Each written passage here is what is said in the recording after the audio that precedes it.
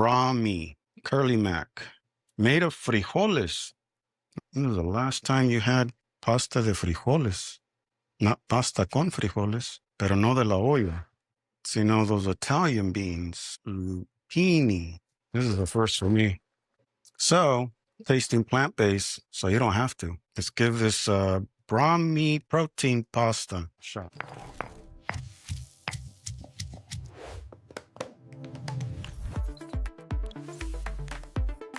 All right, welcome back to Dennis' Sustainable Kitchen. I'm Dennis, and today I'm doing another I eat plant-based, so you don't have to. This weekend, I came across pasta made of frijoles, beans, but not just any beans, lupini beans. So what are lupini beans?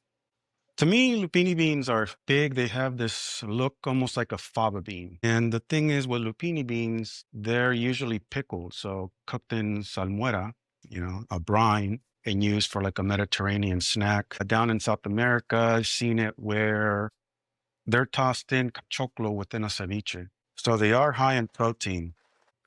This thing tells you again, 21 grams of proteína, but of course you need a serving and a half to get there. So ingredient-wise, it's just durum flour, so semolina, which is trigo, and lupini beans. It is not gluten-free, so because it has semolina. And it also says it has traces of peanut or soy. So if you're allergic to nuts, peanuts specifically, or soy, this isn't for you. But yeah, I'm curious because I don't know. I've never had a bean pasta. So this one is again a legume pasta. And so we've talked a little bit about legume pastas in the past. And yeah, we'll see how this one does. Yeah, I'll be testing out just texture, flavor, and then I guess the reheating part.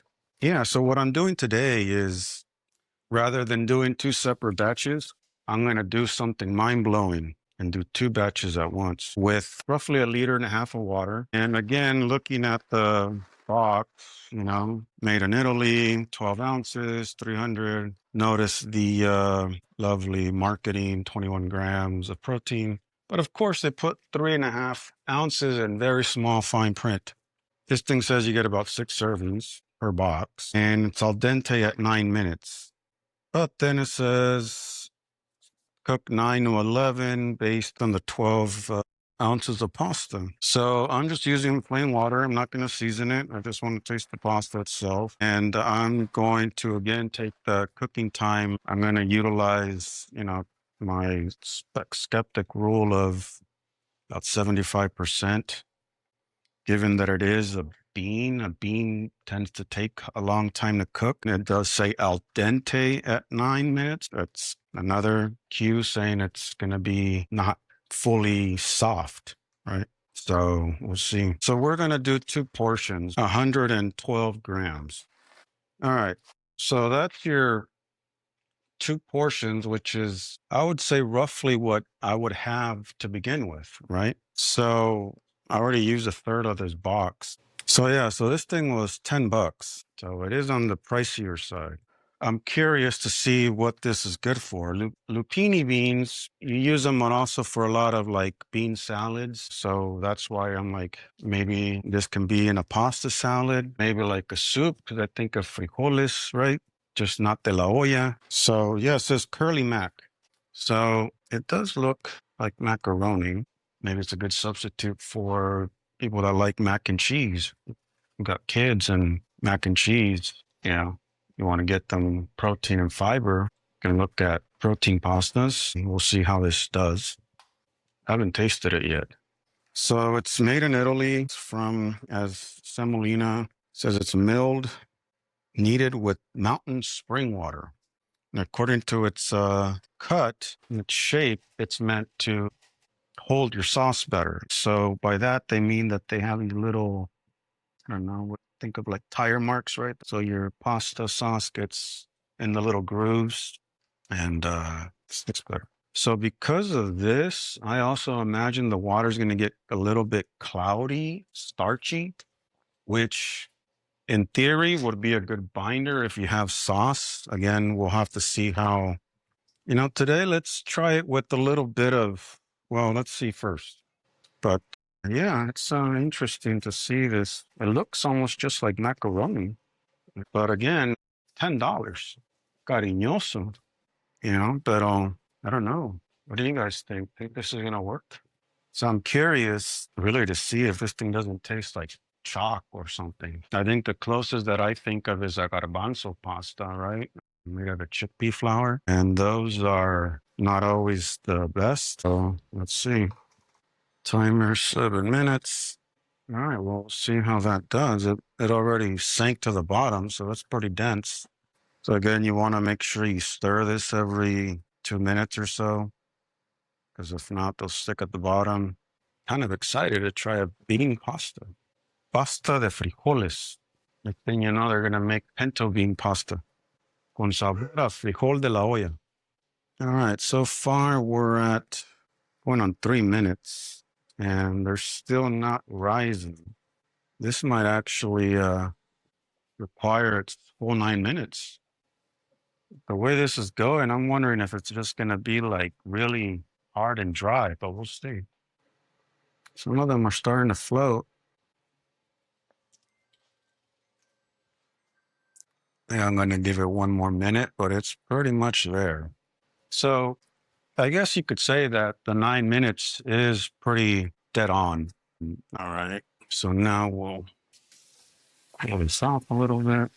Let's see. We'll throw some in there for sauce just to see how it does. All right. So it's held its shape pretty well. Now you can see the little groove thingies a lot better. Let's see how that tastes. All right. So here's the first problem. It's already breaking. And it looks a little underdone inside. So I don't know. Now that it's a little cold, it's not sticky. I don't know about the sticking the the sauce part, because it's not really sticky on the outside. Okay, so that's cold. All right, the moment of truth.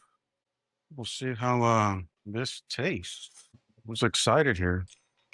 So it is a little denser. It doesn't have a bad flavor. Now that I put it in the sauce, it's cooked all the way through.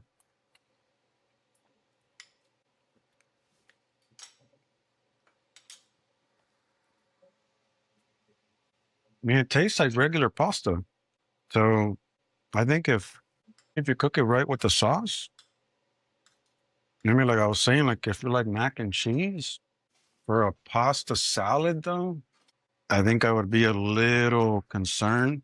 With the pasta salad, then you're going to want to toss it with stuff, right? And if you cook it too much, it's going to break. But if you don't cook it enough, it's going to be like hard.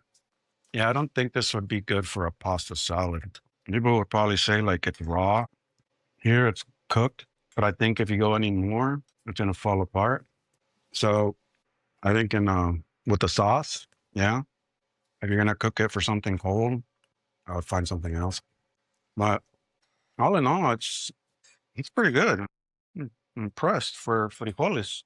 So yeah, maybe with like you want like a protein heavy mac and cheese, just pasta and tomato sauce, heavy in protein. This is a good vegan option. Got a vegan sauce, vegan pasta. It's not gluten free, but I'm actually curious to see if I can mask this and have somebody taste it and not even know that it's pasta made out of frijoles. So, Brani, you did a pretty good job. I like it. It's just I don't like the price. But yeah. So I guess next time if you guys see this, give this a shot. If you're looking for protein heavy pasta to add some plant-based protein to your food, just price wise, it's a little heavy. But if yours tastes like chalk, you undercooked it. If you have picky kids that just want mac and cheese, make a nice cheese sauce and protein and fiber. So yeah, I think overall, as long as you're not going to have it cold, you're good. So yeah, let me know what you guys think if you guys have tried this stuff. I'm curious. It's a pass. It's only for a specific use. All right. Take care.